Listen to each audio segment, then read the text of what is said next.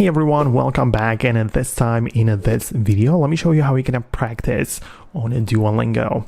So you're gonna get inside the Duolingo app and you're gonna be greeted with the basic UI, of the little path which you have to go through.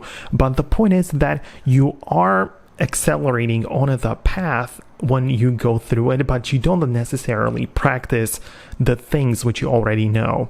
So if you ever come across this thing on the map, like this dot with the dumbbell icon, this indicates the review. So these are the practice lessons which you should know from the past.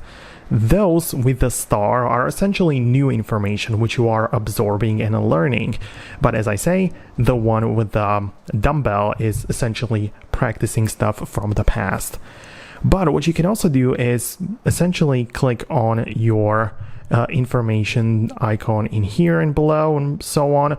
But from those options below, when you click on the three dots, you can as well click on a practice. So this is indicated with the dumbbell icon as well, but this is generally the place where you're not learning anything new from that language, but you are only practicing, right? So you can do stuff like the role play if you have the max subscription, or you can see I have 30 plus mistakes which I made, so I can review those. I can learn and repeat the words which I should know. I can listen to stuff, I can speak, and so on. So that's how you can specifically focus and practice the things which you were learning before on Duolingo. So I hope it makes sense. That's what I wanted to explain. Let me know what you think about that below in the comments. I'm gonna wrap up the video right now.